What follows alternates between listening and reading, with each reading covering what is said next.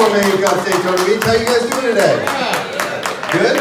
All right, my name is Tyler LeCompte. I'm one of the organizers here. I'm joined by an entire slew, so if you're an organizer, raise your hand so we can say thanks. You guys have any questions, comments, concerns about the meeting and the group, talk to any one of us. We'd be happy to speak with you guys. We are actively recruiting presenters, so any one of us is happy to answer your questions. First-time attendees, can you raise your hands? We got one in the back, round of applause. Hello. All right. Welcome. Well, for you young lady, 1 Million Cups is part of a national entrepreneur networking effort put on by the Kauffman Foundation out of Kansas City. So we're excited to be part of over 170 cities here in the United States and growing quickly. So good job, Daytona. Great turnout this morning. Thank you so much. We got a wonderful speaker today, a gentleman I've been blessed to know for a couple of years, and he's a marketer, an advertiser, just an extraordinary guy to work with. Bud Hanson has been based here locally, but works with national brands like Purina, etc. Has been with the Benedict Advertising Group, had his own group called Fish On Marketing, and now he's got his newest venture, which is Try Branding. So we're excited to hear his story today. So without further ado, Bud Hanson. Thanks, Tyler. I'm going to try and work with this. I like to use my hands, so I may drop it. Can y'all hear me if I talk okay? Oh, yeah. Okay, well, we'll see how it goes. Okay, so appreciate it, Tyler, and thanks for having me. I've been to these meetings several times. I applaud the effort, and I think it really gets the entrepreneurs together to share best practices and share good stories, which is what I'm here to talk about today, is storytelling. And you know, storytelling is this ancient art that's been around for a long time. It's not as new as social media, but there's really some unanswered questions on why we do it, how to tell a really good story, and it's kind of become the new black in marketing these days. So without further ado, what would be a presentation on storytelling without my story? So I was born and raised in Winter Haven, okay? But I spent all my summers at my grandparents' house in Orange City. And this is probably on Lake Monroe or the banks of the St. John's or something like that. Loved fishing, okay? And the reason I love fishing is my granddad. And if you've ever taken a kid fishing, it's really an art of patience, okay? Because you don't usually catch a lot of fish, and you have to kind of fill those idle hours between bites with good stories, okay? And he was a masterful storyteller. Worked on the railroads in West Virginia for a long time. We would tell stories about, or talk about stories about that. He would talk about the fish he caught here just a while back, same spot and everything, and that would go on forever. So he was kind of my first mentor in storytelling, okay? Then, fast forward 15, 20 years, I go off to Tampa to go to the University of South Florida. This is all before they had a football team. But, I stretched a 4-year degree into about 8 years. Had a really good time, swapped a lot of stories, and graduated with a degree in marketing with a minor in psychology. Because I was really intrigued about why people do things like that, okay? But the psychology was, kind of based in consumer behavior, and it kind of wove itself into the marketing degree. So, kind of put my way through school as a veterinary technician, married that career with a marketing degree, and worked for a little pet food company up in St. Louis called Purina for about 15 years, okay? And think about it, at the time, this is all pre-social media, just on the cusp of the internet. I hate to date myself, but this is back when we were talking about the 4 Ps of marketing, okay? And it was all about good advertising and print ads and things like that. But it formed a really good foundation for marketing as things evolved. I took the Dog Chow brand from about $300 million at the time to over $500 million. Had huge ad budgets to work with. Managed all of their experiential events, which they did a lot of. And if you really think about it, what better place to learn marketing than trying to sell a product not to the end user? Dogs and cats don't carry wallets. People don't eat the product, okay? So how do you make someone part for upwards of $50 for a bag of dog food when they don't eat it? okay? So it was a great place to really learn marketing and branding. Then in 2004, some family reasons, my mom had a stroke, I'm an only child, I needed to come back to Florida, okay? So I kind of diverted that career path and came back to Florida to start my own company. I figured, well, I'll hang my shingle as a consultant until I get a real job. So this was Fish On Marketing. It was all based on experiential marketing. It was kind of what I did last at Purina. And so I spent about 6 or 7 years working with brands, helping them craft really cool events, doing mobile marketing efforts, and things like that. Then that led me to my next chapter in my marketing career. I spent about 5 or 6 years with Costa, working with a brilliant marketer called Al Perkinson, VP of Marketing. And Al was a really good storyteller. And if my grandfather was my first mentor, this guy was my second mentor. He really built a cult brand there at Costa. He mostly recently left to go to Simms Waiters out in Bozeman, Montana. Loved fishing, and he married that with a great brand. And so Al was also a good mentor, and he's kind of been shaping this storytelling path that I've been on. So Al and I also got connected with a guy by the name of Robert McKee. And Robert McKee is probably one of the best known storytellers around. He's written several books on the subject.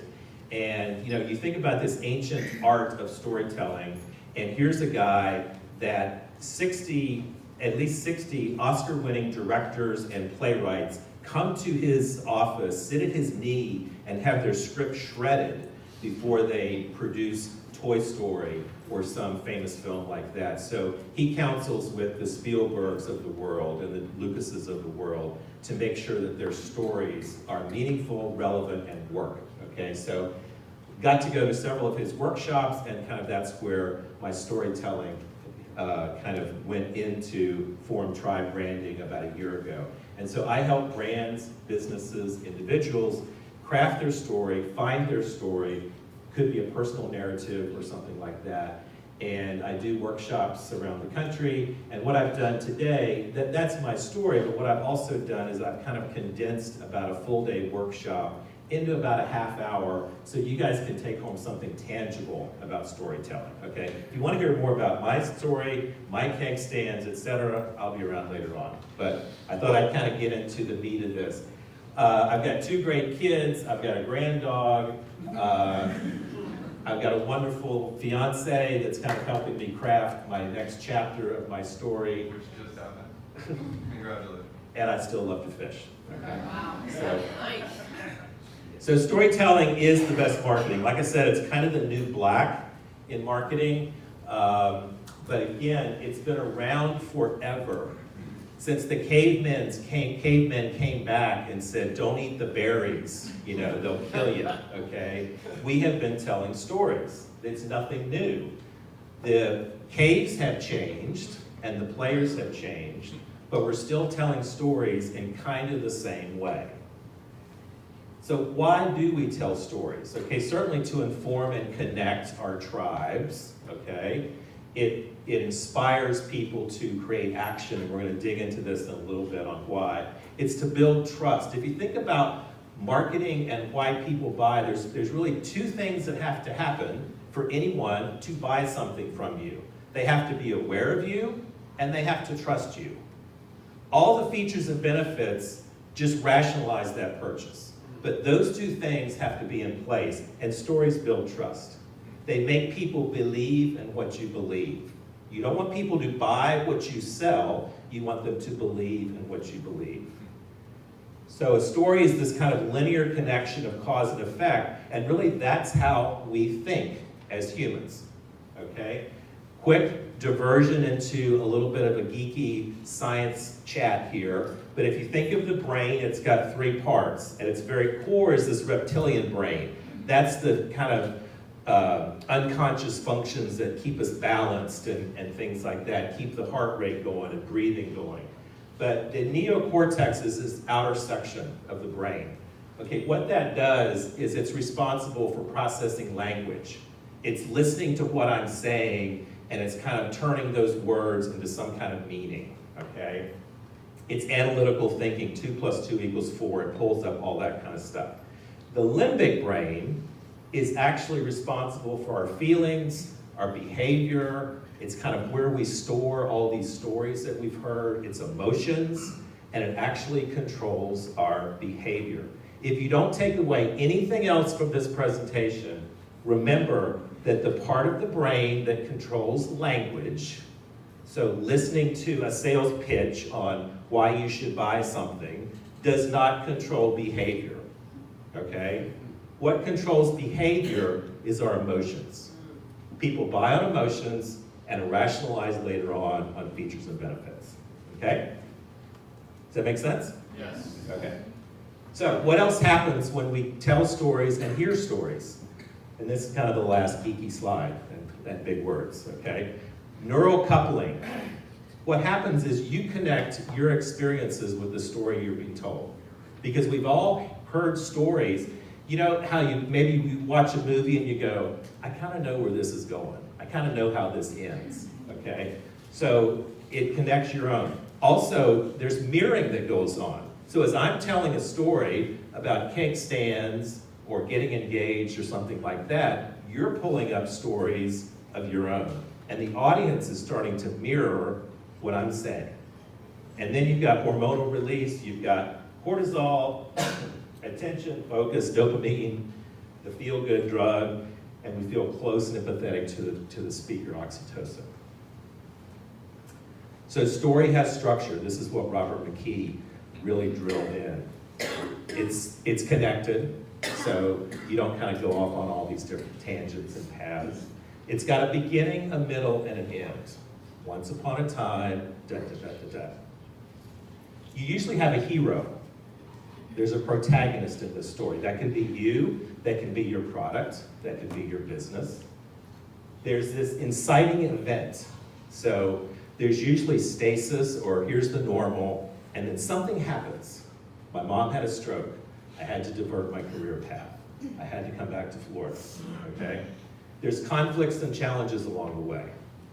There's also this denouement, okay? This overcoming the challenge, the hero rises. And then there's resolution, and then usually there's a new normal now. You were here, you went like this, something happened, and now you're here. So this rising tension and events gets plotted, and kind of as you have a movie, you have the start, lots of things happen, resolution, okay? So there's really 7 different types of story plots. Of all the stories that have been told since the beginning of time, they all fall into one of these categories, okay? And there's really 5 that personal branding people, screenplay writers, things like that will use. The bottom 2 I'll talk about in a second, but I'm going to focus on these. And if you think about it, all these stories have different conflict and resolution and rising tensions. And it's almost like your brain has these little software chips that it's like, okay, this is a rags to riches thing. I'm going to think like this, okay? So the first one, rags to riches, Cinderella. We all know it. We've all heard it. Usually you acquire something, you lose something, you gain it all back. Modern day version, Pretty Woman, okay? And then in 2011, Chrysler teamed up with M&M to do a great Super Bowl. I got a question for you. I'm not going to play it all, but you could probably remember. What does this city It was a know big, about luxury? it was a big What advertising does a thing. It town was like a that's been to 2-minute hell and back know commercial. about the finer things in life? Well, I'll tell you, more than most. You see, it's the hottest fires that make the hardest steel. Add hard work and conviction, and the know-how that runs generations deep in every last one of us. That's who we are. That's our story. Now, it's probably not the one you've been reading in papers, the one being written by folks who... So, I'm not going to play them all because I'm going to try and condense this quite a bit, but good example of a brand taking a rags to riches storyline, putting it into an infomercial, spending obscene amounts of money for a Super Bowl ad, and playing it, okay? The number 2 plot line, overcoming the monster. It's the typical good versus evil. It's David and Goliath. More, commonly it's the Hunger Games, okay? And if you think about a brand that has kind of adopted this storyline, it's the Shop Small or the Shop Small Saturday, I think it is, around Thanksgiving. So American Express is basically saying, they're going after the category killers. They're going after the big box guys. So the evil is the Walmarts and the Targets of the world. Go to your local shop and buy local. Third plot line is rebirth. Who hasn't seen this a gazillion times? You can recite all the lines to it, okay? It's a Wonderful Life. The protagonist starts here. He has this revelation and transformation. He ends up in a better place, or she. Prudential did a great job with this with their retirement something campaign. that might happen in their future. The good things were put on yellow magnets, and the bad ones on blue. The results show the past was a pretty even mix of good and bad, yet the future was almost all good things. Now that you've seen the results of this experiment, what does it mean to you? We all want to think about positive stuff. Realistically, there will be downtimes. It's great to think optimistically, but let's plan for whatever the future might bring. Prudential, bring your challenges. Okay, good example of rebirth. Number 4 is the quest. Indiana Jones, okay? You're going after something. You're discovering something. Lord of the Rings, the journey to find something lost. So are you guys starting to get this, the different storylines, okay? And again, over hundreds of thousands of years, there's not any more than 7 plot lines to any story. They all will fit in one of these. Okay, most recently I worked on a partnership with OSearch, which is a shark tagging expedition run by Chris Fisher. And they go out and basically tag these apex predators because the idea is that if sharks die, that the oceans die and the world dies. So they are going after something lost. And here's a great example of a program that kind of follows that story of the quest. The 5th one, Wizard of Oz, journey and return. They're going off, they're trying to discover something, and they're coming back. Travel and homecoming. Okay, here's another example. Corona did a great job with this. Go off and find your beach. You'll be a better person after hammering down a 6-pack of Corona. It works. It works, yes. Journey and return. Journey and stumble, maybe, I don't know. So let's make this tangible. So that's kind of the structure side of things. Traditional marketing, and again, I lived it for 15 years at Purina, okay? Here's my thing. Here's what it does. Here's why I think you need it. So buy it. That's traditional marketing at its finest, okay? I will tell you that it doesn't work very well today, okay? Storytelling is kind of, again, the new black. Here's why you do what you do. Notice this is capitalized. It's why, okay? If you guys want to watch an excellent TED Talk, look up Simon Sinek. I think he's the 3rd most watched video on YouTube, all about the golden circle, okay? It will change your way of thinking. Give it 20 minutes, he's awesome. Anyway, why you do what you do. Now your consumers become emotionally invested in your story. They buy into it. The little chip in their brain goes, I get it. I know what he's talking about. I've been there. I've had similar stories. And now the consumer becomes part of your story. You're not forcing it on them. They're buying into it. And again, now they buy because they believe in what you believe. We don't want to get people to buy our stuff. We want them to believe what we believe. Here's the key part. And again, exacerbated and supported through social media. They retell your story. So you're not the only one on the soapbox telling it. They're telling it for you. So, what's your story? Here's how we get started. Whether it's you're developing your personal narrative, whether you're coming up with a new product, whether you're talking about your company, look at your about page. Do you have a little section called My Story or Our Story? Okay, that's a good place to start, okay? And it takes a little bit of writing, okay? You have to be good with words. If you're not good with words, hire somebody that is, okay?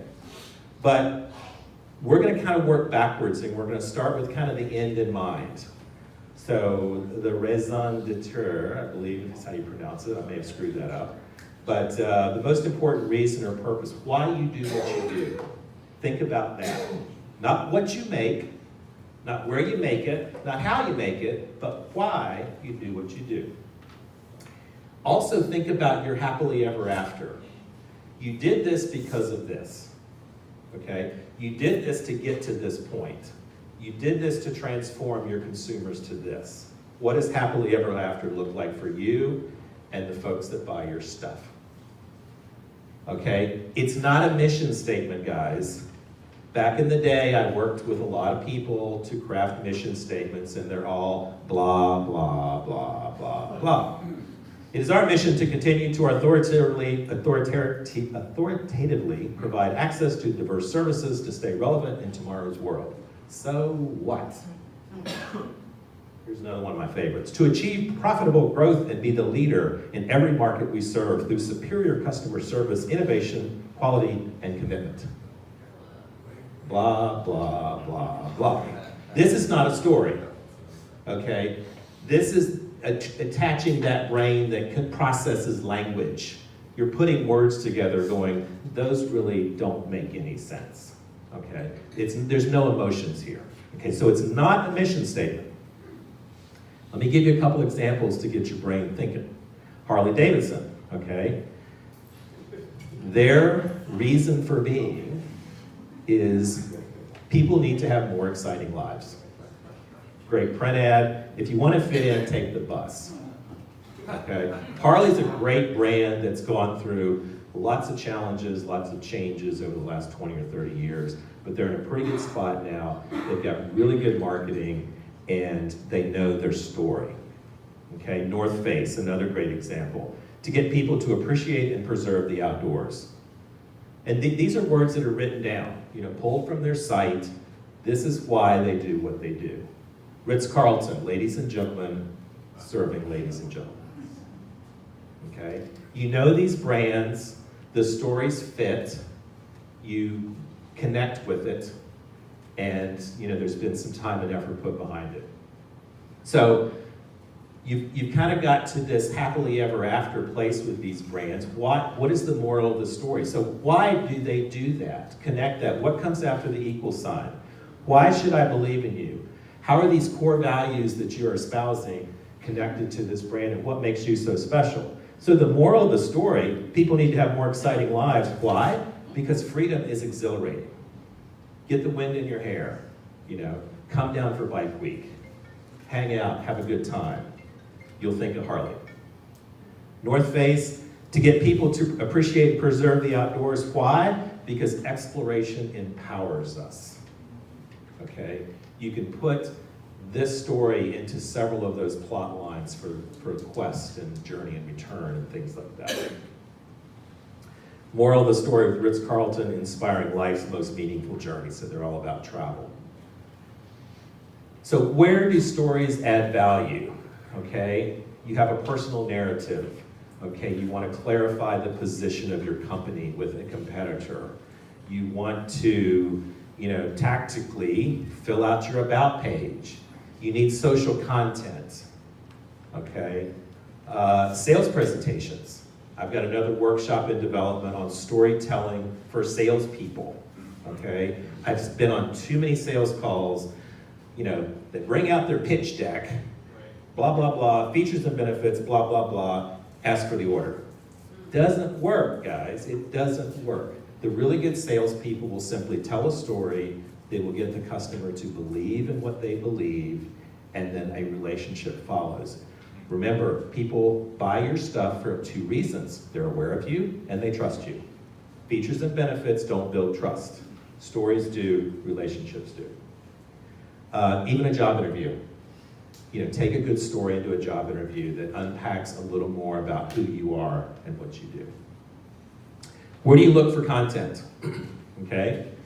Your origin story, how'd you get started? That's a great place to start, okay? Your product story, maybe you created something that's really the better mousetrap. And it's like, why did you create it? What were your challenges along the way? Things like that. Have your customers tell their stories about you. That's another good way. Hopefully you can guide that narrative, but using them. So it really allows your customers a little peek under the tent. Okay, it kind of invites them into your world, and your story starts to become theirs. Just down the street, there's a great story going on here, okay, right in Ormond Beach. Three Brothers Boards, excellent product. It's in a crowded market, tons of paddleboard companies around, but they have a great story. And if you think about it, three brothers, okay? RJ, Justin, and Jason, but there's really only two. Okay, so if you don't know these guys, go down and talk to RJ or Justin and ask them about why they started their company around the tragic loss of their brother Jason. It's a great story. Tell why you do what you do. Here's a little company, High Brew Coffee Company. It's cold brewed, it's cold pressed coffee. And on their website, there's a video. Oops, missed that one. Okay, anyway, there's a video. Hold on.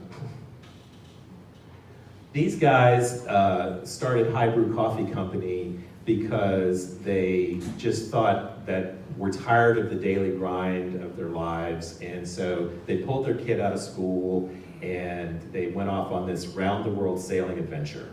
And basically, they discovered that they didn't want hot coffee out on a hot boat in the Caribbean. So a couple of their stops at port of call, they kind of stumbled into this idea of cold brew coffee. And so, when they left, the teacher said, they had, I think, a couple of small kids, and it's like, here's all their homework for the year to kind of keep them up on track with the curriculum, but don't let this get in the way of your journey and your experience, because that's much more important.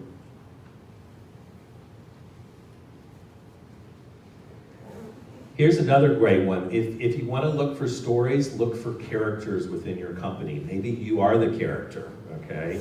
But maybe you've got characters within your company that really have good stories. Burt's Bees is a great example. Now, Burt's long gone, okay? But back in the day, when he was the founder of this, it was really a brand based on a character. Who is Bert? Bert is,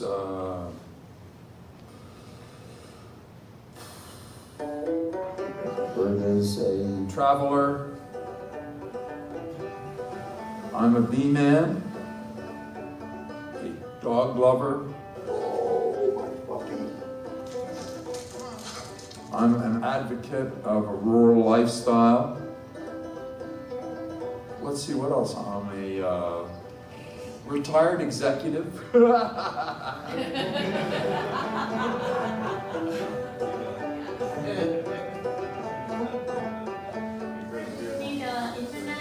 Like a hole in the head. Be on your best behavior today. I'm always on my best behavior. Am I giving out any body signals that would prove negative here?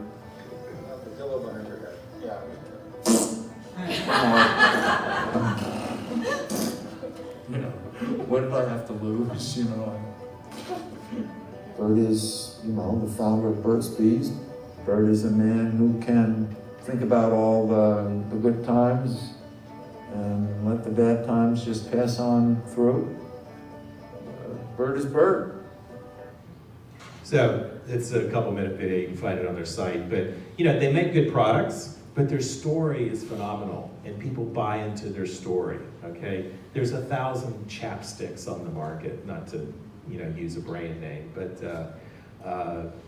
check out Burt's Bees. Their site's phenomenal and just rich with stories.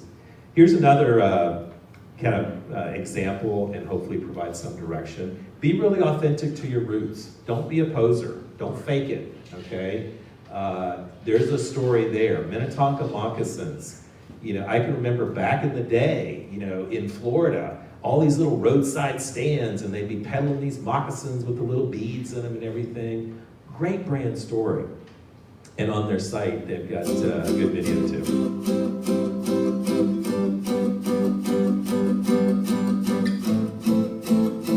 I'm always amazed at how many hands touch the moccasins from start to finish. Every pair requires dozens of operations that requires true hand craftsmanship.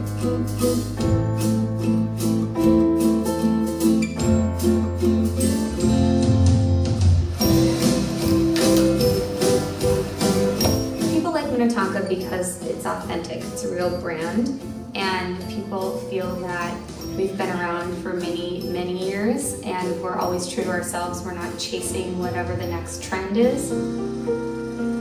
Minnetonka Moccasin was founded in 1946. At the time, we were one of many small regional moccasin companies selling to an emerging resort and gift trade business. Minnetonka is one of the quintessential American brands, and that kind of Americana has always connected with consumers. One of the great things about the company that it is a family-owned business. It's a labor of love, and it comes out in the way they treat people, in the way we execute the product, the way we treat our customers. At Minnetonka, customer service is the core value that drives our company and is a large part of our company's success.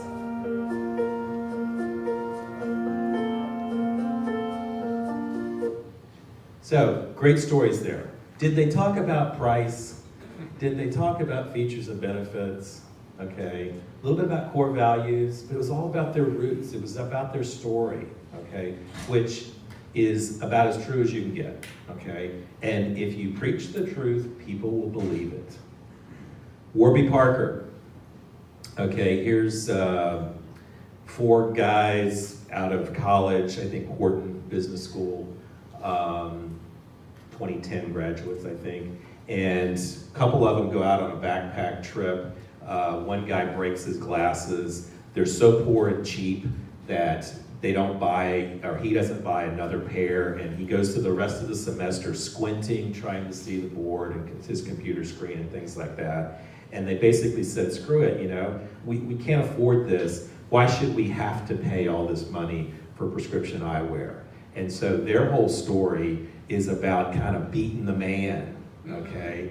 The optical chains that are, you know, robbing you for $300 to $500 for a pair of glasses because they've got a logo on the temple. It doesn't have to be that way. And so their story is basically one of inviting you into their movement, okay?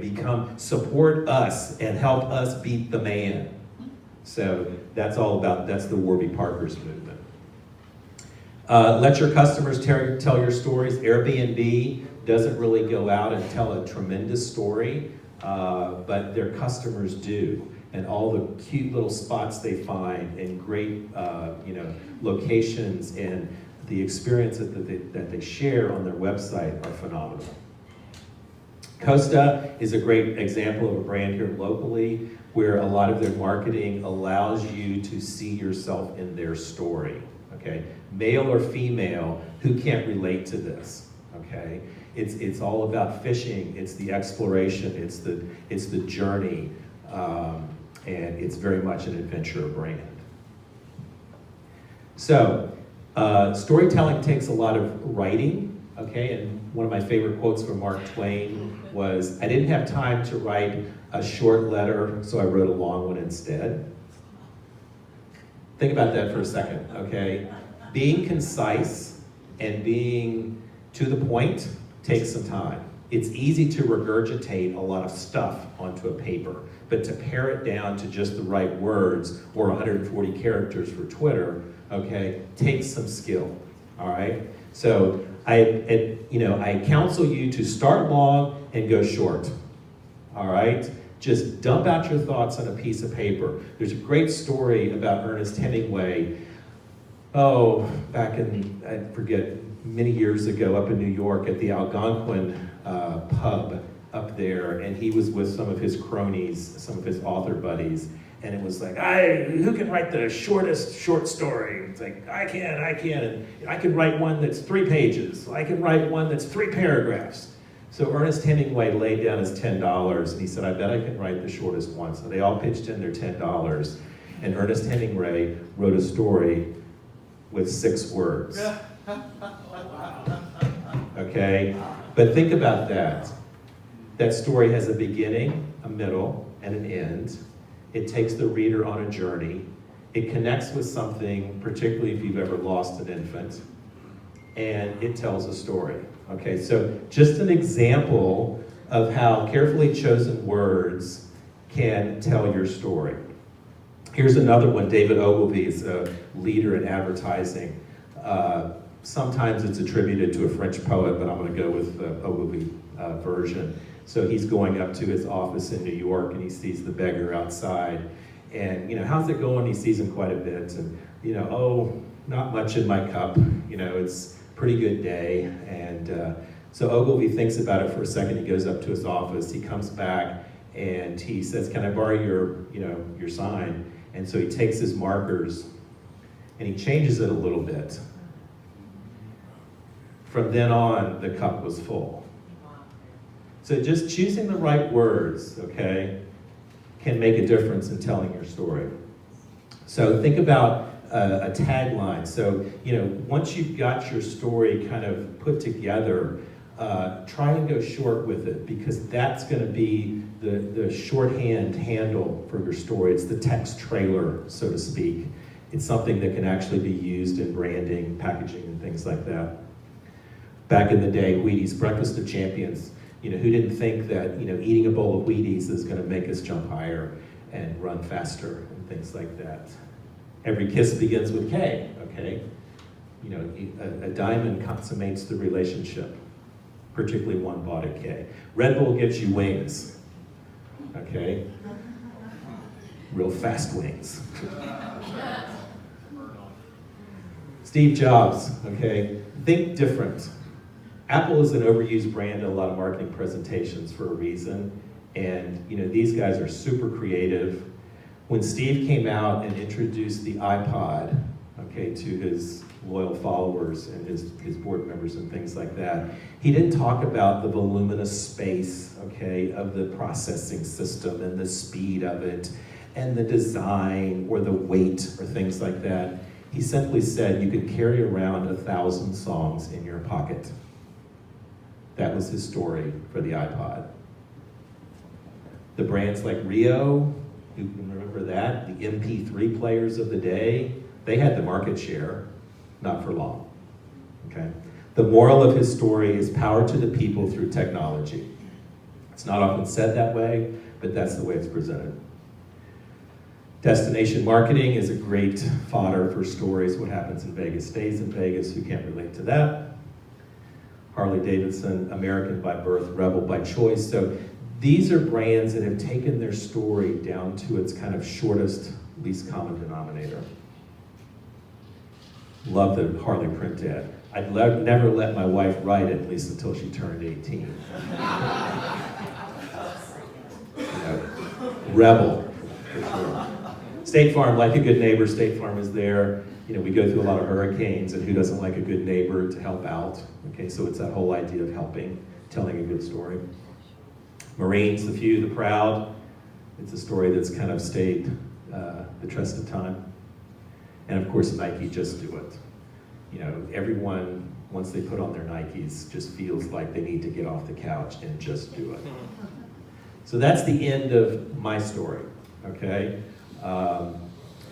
If I could close with a few things, be authentic, open, and honest when you kind of try and find your story, if you don't already have it.